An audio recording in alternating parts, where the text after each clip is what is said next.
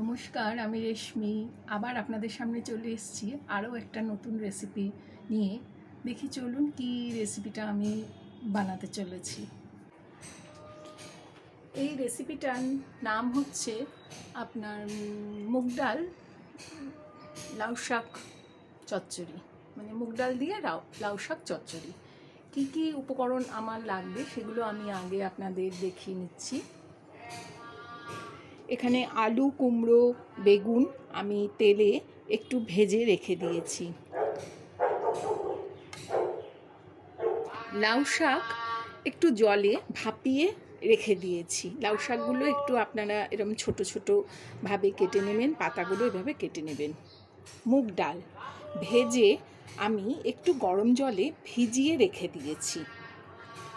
এই গেল হচ্ছে চচ্চড়ির আনাজ। এরপরে মশলা যা লাগবে সেগুলো হচ্ছে শুকনো লঙ্কা, তেজপাতা, পাঁচফোড়ন, চিনি, নুন, হিং।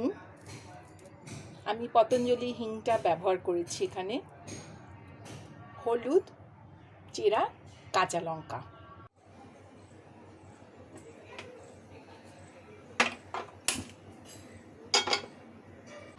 প্যানে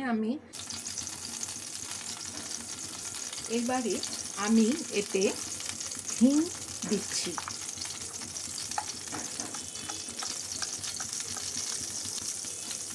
শুকনো লঙ্কাগুলো এরকম হাতে ভেঙে আমি দিয়ে দিলাম।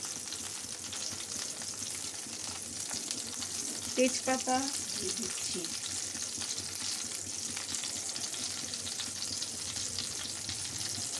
পাঁচফোড়ন দিয়ে দিলাম। এবার একটু নাড়াচাড়া করে নিই মশলাগুলো। বেরোতে শুরু করে দিয়েছে। এবার যেটা করব, আমার ভেজে রাখা এই সবজিগুলো আমি এতে দিয়ে দিলাম। ডাল, যেটা মুগ ডাল ভেজে গরম জলে ভিজানো ছিল, এবার একটু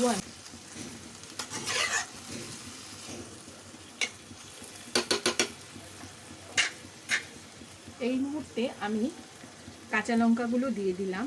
আমি আমার ঝাল খাওয়ার পরিমাণ মতো দিয়েছি। যারা আপনারা ঝাল কম খাবেন কাঁচা লঙ্কা কম দেবেন, যারা ঝাল বেশি খাবেন এর থেকেও বেশি কাঁচা লঙ্কা দিতে পারেন।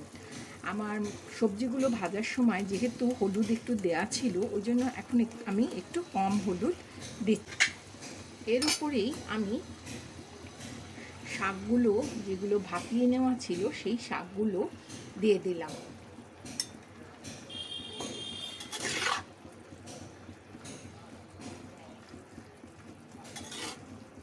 নাড়তে গিয়ে একটু খেয়াল রাখবেন যে ডালগুলো যেন নিচের দিকে থাকে, কারণ ডালগুলো একটু সেদ্ধ না হলে আবার খুব একটা ভালো লাগবে না। সেদ্ধও হবে কিন্তু আস্ত থাকবে, এরকম ব্যাপারটাই হবে চচ্চড়ির মধ্যে। সেটা একটু খেয়াল রাখবেন যাতে ডালগুলো অন্তত নিচের দিকে থাকে।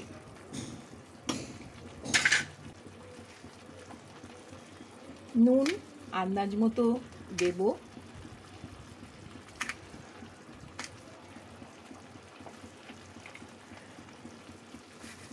মিষ্টি, আমি একটু মিষ্টি খাই বলে মিষ্টি মিষ্টি করব। যাদের ইচ্ছে তারা নোনতা করতে পারেন, যারা মিষ্টি কম খান তারা কম মিষ্টি দিয়ে করবেন।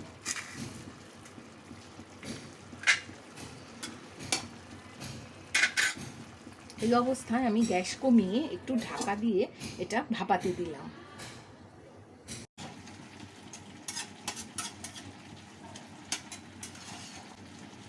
জলটা শুকনো পর্যন্ত আমাকে অপেক্ষা করতে হবে।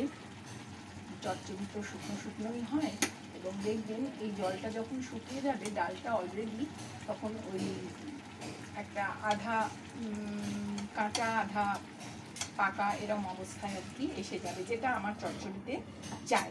আমি আরেকবার ঢাকা দিয়ে দিলাম। আপনারা মনে করলে গ্যাসটা কমিয়ে করতে পারেন, আবার গ্যাস বেশি করে তাড়াতাড়ি করে নিতে পারেন। তো আমাকে জল মরে যাওয়া অবধি অপেক্ষা করতে হবে।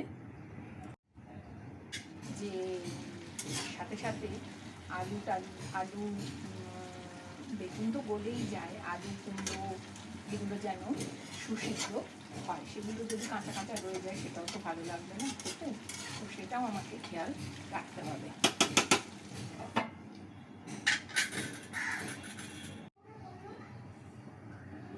এবার আমি ঢাকনাটা খুলে দেখছি যে রান্নাটা কতদূর এগোলো।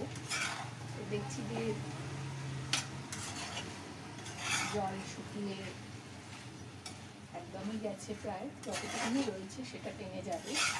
আলু আমার সেদ্ধ হয়ে গেছে, সমস্ত সবজি সুন্দরভাবে শাকের সাথে মিশে গেছে।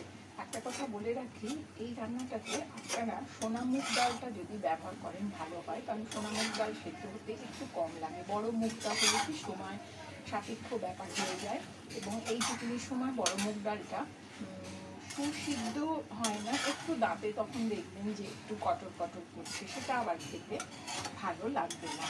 তো দেখুন আমার রান্নাটা অলমোস্ট শেষ। আমি এবারে গ্যাস বন্ধ করে দিচ্ছি।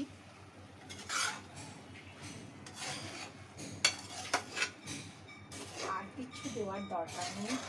যদি কারোর মনে হয় আপনারা ধনেপাতা কুচি দেবেন, তো ধনেপাতা কুচি এর ওপর দিয়ে ছড়িয়ে দিতে পারেন। আমি অবশ্য এই রান্নাটাতে ধনেপাতা কুচি ব্যবহার করি না, কারণ এখানে সোদা সোদা লাউ পাতার গন্ধ আর মুগ ডালের গন্ধটা বেশি ভালো লাগে। এবার আমি একটা সার্ভিং বলে এটা ঢেলে নিচ্ছি।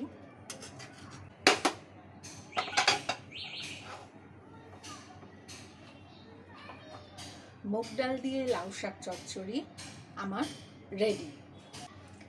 রান্নাটা করে দেখবেন নিরামিষ দিনে যেদিন খাবেন গরম ভাত দিয়ে। আশা করি আপনাদের ভালো লাগবে। আমাকে অবশ্যই জানাবেন আমার এই রেসিপিটা কেমন লাগলো আপনাদের। নমস্কার।